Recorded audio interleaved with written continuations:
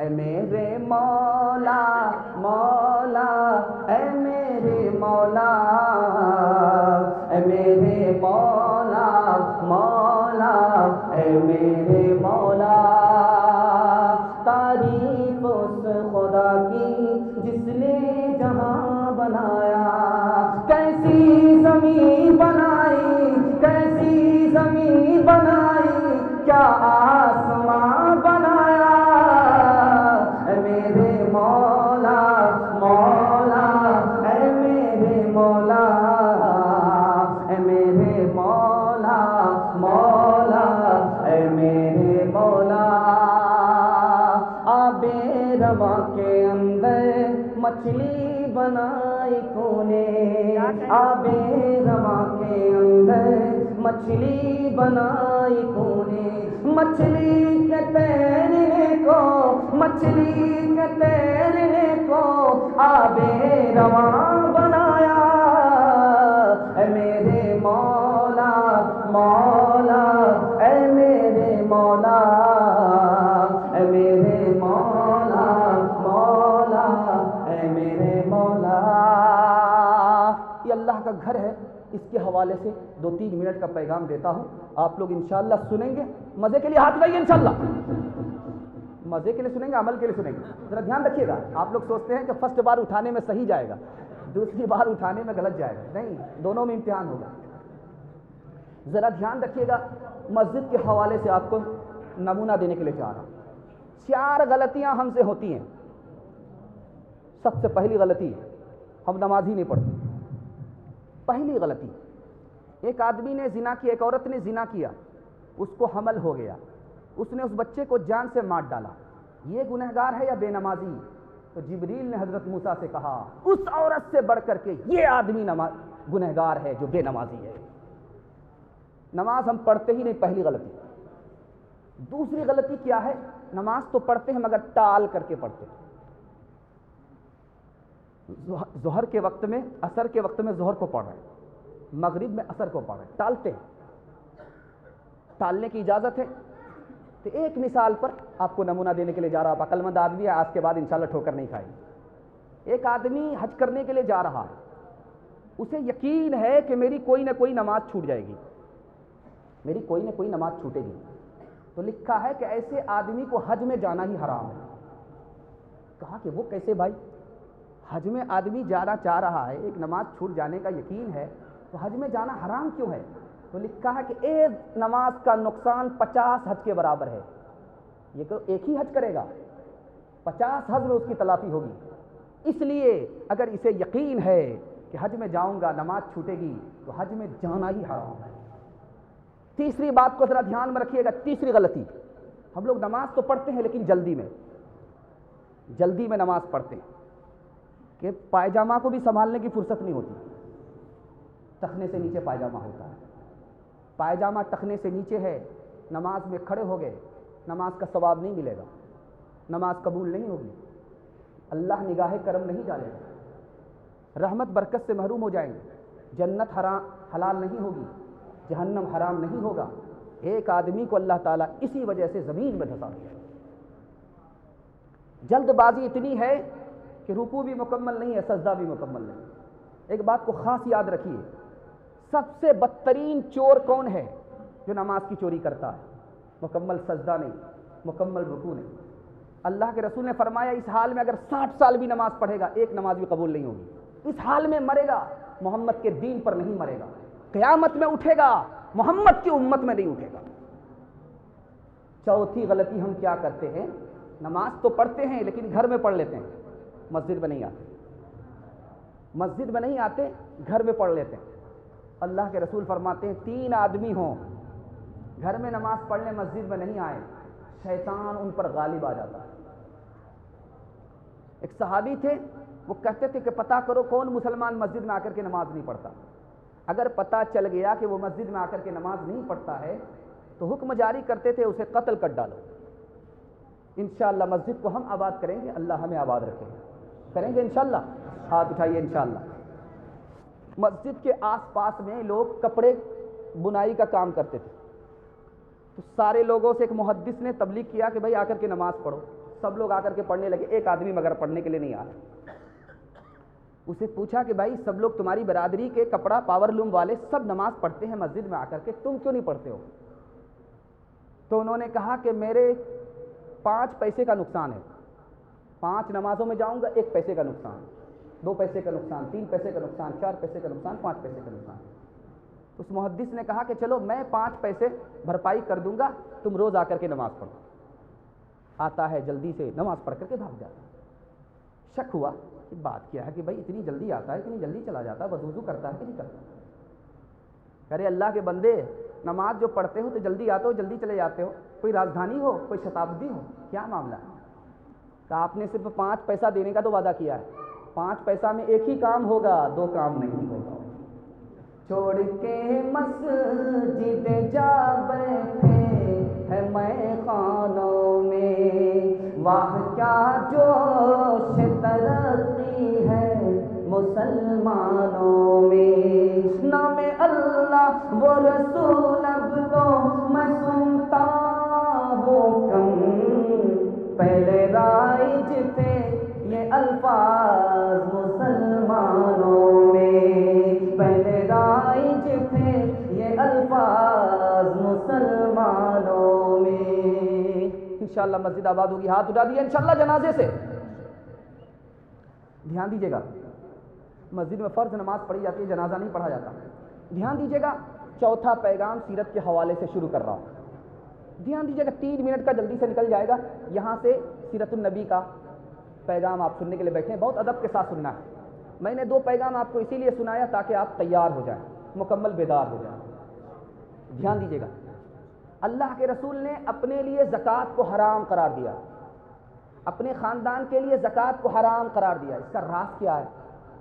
کتابوں میں لکھا ہے کہ اللہ کے رسول نے خاندان کے لیے زکوٰۃ کو حرام اس لیے کیا، اپنے لیے زکوٰۃ کو اس لیے حرام کیا تاکہ بعد میں آنے والے لوگ تانا نہ ماریں کہ نبی نے زکوٰۃ کے سسٹم کو اس لیے چلایا تھا تاکہ ادھر سے مال لیں، ادھر سے خاندان کو مالا مال کر دیں، نہ رہے بانس نہ بجے کی بانسری۔ اللہ کے رسول نے سب کا منہ ہی بند کر دیا۔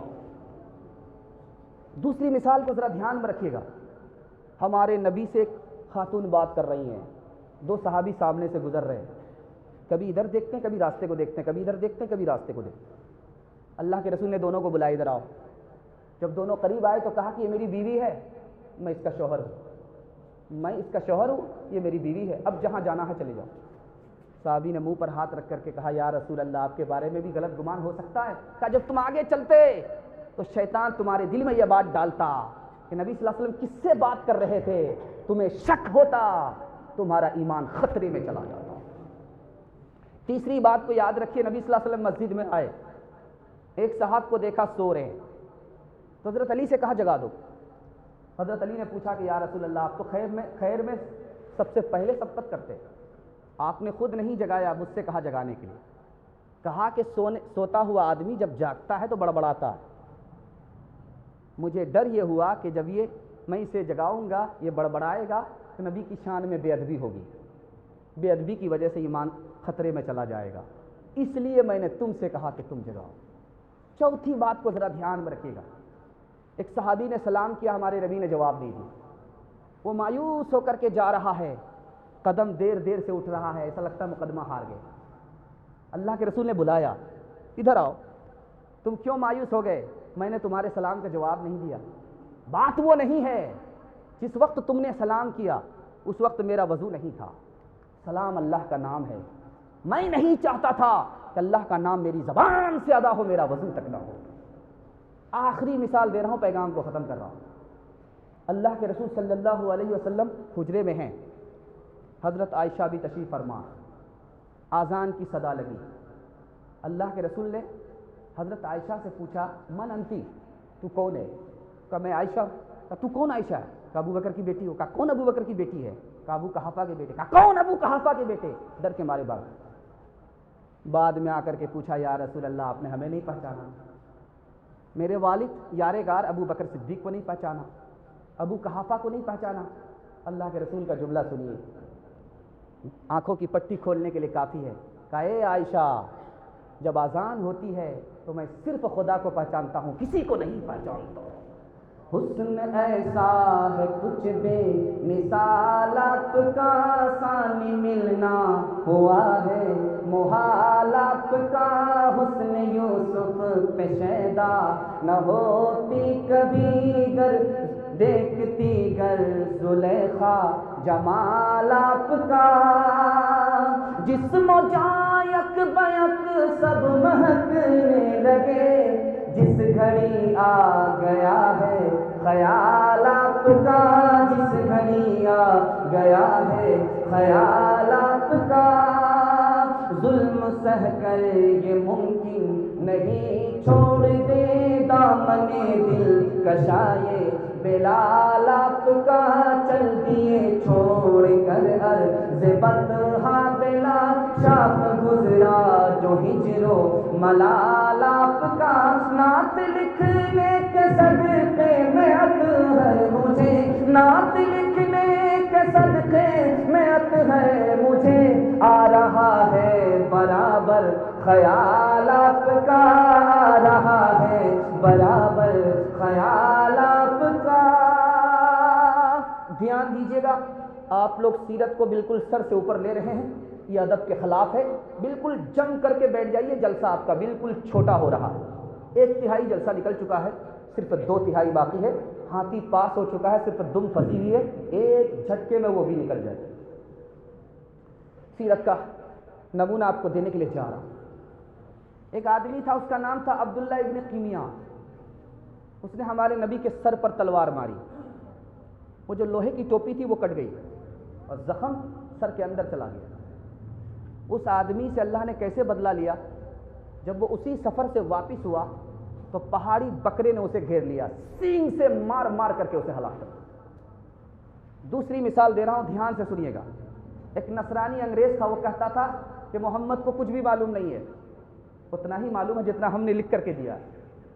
جب اس کا انتقال ہو گیا تو لوگوں نے اسے دفن کیا، قبر نے اٹھا کر کے باہر پھینک دیا، پھر دوبارہ اسے ڈالا گیا، سبارہ ڈالا گیا، لیکن اس کو قبر نے قبول نہیں کیا۔ تیسری مثال دے رہا ہوں، ذرا اس کو دھیان سے سنیے گا۔ ابو لہب نے بیٹے سے کہا کہ جاؤ نبی کے منہ پر تھوک دو، اس نے ناپاک کوشش کی، اللہ کا غصہ دیکھیے، سفر میں گیا تھا، سب لوگوں نے اس کو گھیر کر کے رکھا، کہیں شیر اس پر حملہ نہ کرے، شیر نے سب کو سونگھا، سب کو چھوڑ دیا، جب اس کے پاس آیا تو اسے ٹکڑے کر ڈالا۔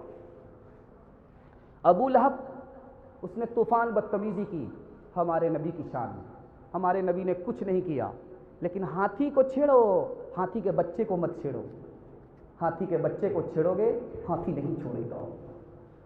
اللہ کے ولی کو، اللہ کے نبی کو مت چھیڑو، اللہ کو چھیڑو وہ چھوڑ دے گا، لیکن اللہ کے نبی، اللہ کے ولی کو چھیڑو گے خدا نہیں چھوڑے گا۔ ابو لہب نے طوفان بدتمیزی کی، مرنے سے پہلے اس کو بیماری لگ گئی، اس کو کوئی چھونے کے لیے تیار نہیں، رسی میں اس کے گلے کو باندھا گیا، گھسیٹ کر کے باہر نکالا گیا، اور کوئی قریب بھی نہیں گیا، پتھر سے مار مار کر کے پاٹ دیا گیا۔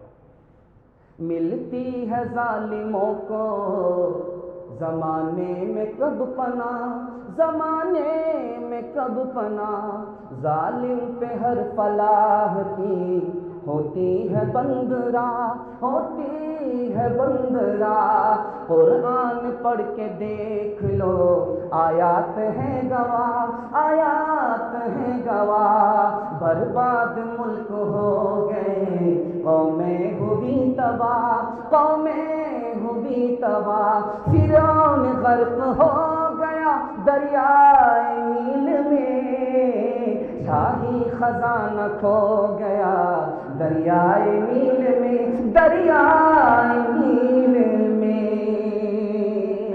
انشاءاللہ نبی کے لیے جان دیں گے اور نبی کے لیے دوسرے کی جان لے لیں گے، ہاتھ لائیے انشاءاللہ۔ چوتھا پیغام دے رہا ہوں، اس کو دھیان سے سنیے گا، بڑا پیارا مطالعہ نبی کے حوالے سے آ رہا ہے۔ ہمارے نبی کی شان میں دوسرے نبیوں نے کیا کہا، یہ نمونہ آپ کو دینے کے لیے جا رہا ہوں، مشکل سے 3 منٹ کا ہے، گزر جائے گا، اللہ آپ قبول فرمائے۔ بہت ادب سے سننے ہیں آپ لوگ ہیں، میں جب تک نہیں جاؤں گا وہ تب تک نہیں آئیں گے، میرا جانا ہی بھلا ہے تاکہ وہ آ جائیں۔ میری تو ہر بات تم نہیں مانو گے، لیکن وہ جب آئیں گے تو تمہیں سچائی کا سارا راستہ دکھا دیں گے۔ حضرت داؤد نے کہا وہ میری جان ہیں، ان کا نام محمد ہوگا، آخری نبی ہوں گے۔ تیسرے نبی حضرت ابراہیم ہیں، کہا کہ وہ عربی ہوں گے، عجمی نہیں ہوں گے، عرب کے رہنے والے ہوں گے، ان کا ہاتھ سب کے خلاف ہوگا اور سب کا ہاتھ ان کے خلاف ہوگا۔ چوتھے نبی ہیں، ان کا نام ہے ملاکی، انہوں نے کہا کہ وہ جو آنے والے نبی ہیں وہ دھوبی کے صابن کی طرح، وہ جو آنے والے نبی ہیں وہ لوہار کے بھاتی کی طرح، جیسے لوہا صاف ستھرا ہو جاتا ہے، جیسے کپڑا صاف ستھرا ہو جاتا ہے، وہ نگاہ ڈالے گا، اپنے علم کو منتقل کرے گا، سینے کو کفر سے پاک کر دے گا۔ ایک مہاتما بدھ گزرے ہیں ہندوستان کی تاریخ میں، جب ان کا انتقال ہونے لگا تو ان کے شاگرد تھے نندا، انہوں نے کہا کہ اب کیا ہوگا، آپ تو جا رہے ہو، ہم کو تعلیم کون کرے گا؟ تو کہا میں آخری بت نہیں ہوں، میں پہلا بت نہیں ہوں، ایک بت اور آئے گا، وہ تم کو تعلیم کرے گا۔ تو کہا کہ ہم کیسے پہچانیں گے؟ کہا اس کا نام متریا ہوگا۔ ایک پیپر نکلتا ہے ہندی، اس میں آیا تھا کہ متریا کے معنی آتے ہیں رحمت کے، قرآن نے ہمارے نبی کو رحمت للعالمین کہا۔ آخری مثال دے رہا ہوں، پیغام کو ختم کر رہا ہوں۔ ایک نبی ہے حبقوق، کہا کہ جب آخری نبی آئیں گے تو زمین ان کی تعریف سے بھر جائے گی، آسمان ان کی عظمت سے بھر جائے گا۔ یہ کس ذات برحق کی ہے آمد آمد، فرشتوں کا پیغام سلام آ رہا ہے، یہ کون آج انسان کامل زمین پر بسد عزت و احترام آ رہا ہے، غلام و یتیموں کی بگڑی بنانے کوئی مونی سے خاص و عام آ رہا ہے، بشارت رسولوں نے دیا کہ جس کی، بشارت رسولوں نے دیا کہ جس کی، وہ لے کر خدا کا پیام آ رہا ہے، وہ لے کر خدا کا پیام آ رہا ہے۔ اگر تھک گئے تو ہاتھ اٹھا دیے، یہ دیکھیے تھک گئے ہیں، ہاتھ اٹھایا۔ ہم کو ڈبل بولنا پڑتا، ہم تھکے نہیں ہیں، آپ تھک گئے، آدھے ہی میں تھک گئے، خیر تھک گئے ہیں تو مجھے نکلنے کا راستہ مل جائے گا۔ خیر دھیان دیجیے گا، بڑا پیارا مطالعہ کی خدمت پہ لے کر کے آ رہا ہوں۔ عاشقان رسول کون ہوتے ہیں یہ میں آپ کو بتانے کے لیے جا رہا ہوں، اس کو دھیان سے سنیے گا، یہ پورے جلسے کا خلاصہ ہے۔ ایک کان سے سنیں گے، دوسرے کان سے نکالیں گے، ہاتھ اٹھا دیجیے انشاءاللہ۔ خیر ایک لڑکا ہاتھ اٹھا رہا جس کا ووٹر لسٹ میں نام نہیں ہے، خیر آپ لوگ ڈس بریک مار رہے ہیں، دھیان دیجیے گا۔ حضرت نانوتوی ہرے رنگ کا جوتا نہیں پہنتے اور مدینے میں ننگے پیر چل رہے ہیں۔ پوچھا تو کہا کہ روزے کا جو رنگ ہے وہ ہرا ہے، مجھے بے ادبی محسوس ہوتی ہے کہ اس رنگ کا جوتا میرے پیر میں آ جائے۔ کہا کہ یہاں تو ببول کا کانٹا ہے، کانٹا چبھ جائے گا اور پیر سے آپ چل نہیں سکو گے، معذور ہو جاؤ گے۔ کہا کہ ڈر لگتا ہے کہ کہیں جوتا پیر میں آئے اور نبی کا قدم کہیں پڑا ہو، اس پر جوتا پڑ جائے، اس بے ادبی کے ڈر سے میں جوتا اتار کر کے چل رہا ہوں۔ دوسری مثال کو دے رہا ہوں، ذرا دھیان سے سنیے گا۔ بہت سارے لوگ مکہ سے جب لوٹتے ہیں تو گھڑی لے کر کے آتے ہیں، ٹارچ لے کر کے آتے ہیں، تسبیح لے کر کے آتے ہیں۔ اس تسبیح کو دیکھیے تو اس میں لکھا ہوا رہتا ہے made in India, made in China. تو لوگ بڑی کم حیثیت سے اس کو لیتے ہیں کہ یہ تو چائنا کا ہے، آپ مدینہ بول رہے ہو۔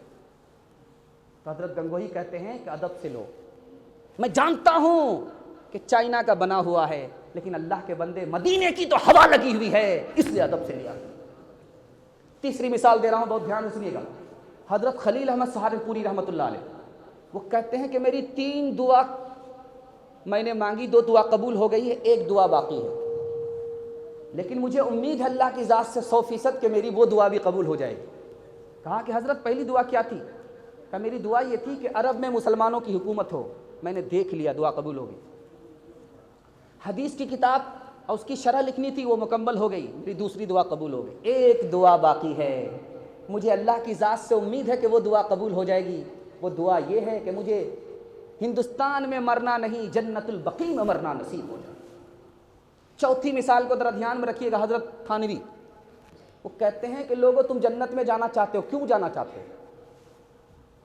تم جنت میں جانا چاہتے ہو، کیوں جانا چاہتے ہو؟ حضرت تھانوی نے کتنا پیارا جواب دیا، دعا کیجیے اللہ ان کی قبر کو نور سے بھر۔ جنت میں جانا چاہتے ہو لیکن کیوں جانا چاہتے ہو؟ یہ خیال رکھو، یہ تمنا رکھو کہ جنت میں اس لیے جانا چاہتا ہوں تاکہ ہمارے نبی کا جنت میں دیدار ہو جائے۔ پانچویں مثال کو ذرا دھیان میں رکھیے گا، شیخ الاسلام حسین احمد مدنی رحمۃ اللہ علیہ، جب گارڈن لگانے کی بات آئی کہ گلاب کا پھول لگایا جائے یا چنبیلی کا پھول لگایا جائے، تو انہوں نے کہا گلاب بھی مت لگاؤ، چنبیلی بھی مت لگاؤ، ببول کا درخت لگاؤ۔ کہا کہ حضور گلاب میں تو خوشبو ہے، چنبیلی میں خوشبو ہے، پھل پھول اس لیے لگاتے ہیں تاکہ آم کا درخت لگ جائے، گلاب کا درخت لگ جائے، یہ ببول میں تو پھول بھی نہیں ہے، پھل بھی نہیں ہے، کانٹا ہی کانٹا ہے، اس کو کیوں لگایا جائے؟ تو حضرت کی نظر دیکھیے کہاں پہنچی، عاشق رسول کون ہوتا ہے، یہ نمونہ میں آپ کو دینے کے لیے جا رہا ہوں۔ حضرت نے کہا کہ ببول کے درخت کے نیچے ہمارے نبی نے صحابہ سے بیعت کیا تھا، جب یہ درخت ہمارے یہاں لگے گا تو جب بھی اسے دیکھیں گے تو بیعت رضوان کی یاد تازہ ہو جائے گی۔ ہندوستان کا ایک بادشاہ گزرا، اس کا نام تھا ناصر الدین محمود، ناصر الدین محمود بادشاہ ہے، اس کا جو نوکر تھا اس کا نام تھا تاج الدین۔ جب بھی پکارے بیٹا تاج الدین پانی پلاؤ، بیٹا تاج الدین کھانا کھلاؤ، نوکر مچل جائے، واہ صاحب بادشاہ وہ، اب بادشاہ سے زیادہ عزت میری ہو رہی، وہ عزت بات اس کی نہیں تھی، نوکر کا نام محمد تھا، تو بادشاہ کہے بیٹا محمد پانی پلاؤ، بیٹا محمد کھانا کھلاؤ۔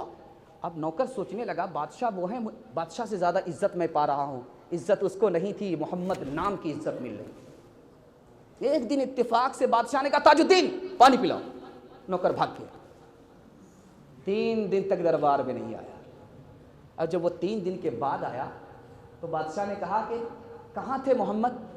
کہا کہ حضور میرا نام محمد، آپ مجھ کو محمد کہتے تھے، میں مچل جاتا تھا کہ بادشاہ مجھ سے خوش ہے، میں بادشاہ سے خوش ہوں، جب آپ نے میرا نام محمد چھوڑ کر کے تاج الدین کہا میں گھبرا گیا، لگتا بادشاہ مجھ سے ناراض ہے، اس لیے چھوڑ کر کے چلا گیا۔ تو بادشاہ نے 3 قسم کھا کر کے کہا کہ بیٹا میں تم سے ناراض نہیں تھا، بات یہ تھی کہ جس وقت تمہیں تاج الدین کہا محمد نہیں کہا اس وقت میرا وضو نہیں تھا، میں نہیں چاہتا تھا کہ محمد کا نام میری زبان سے ادا ہو، میرا وضو کرنا ہو۔ چوتھی اور آخری مثال دے رہا ہوں، پیغام کو ختم کر رہا ہوں۔ ترکی کا بادشاہ سامنے سے گزر رہا ہے، وزیر نے لوگوں کو ہٹنے کے لیے کہا، ایک آدمی ہٹنے میں دیر کیا، وزیر نے اسے کوڑا مارا، اس نے جوتا کھول کر کے مار دیا۔ اب وزیر اسے پکڑ کر کے بادشاہ کے سامنے لے کر کے آیا کہ حضور آپ کی سواری جا رہی تھی، میں نے اسے ہٹنے کے لیے کہا، یہ دیر سے ہٹا، میں نے کوڑا مارا، اس نے مجھے جوتا مارا، میں اس کو سزا دینا چاہتا ہوں۔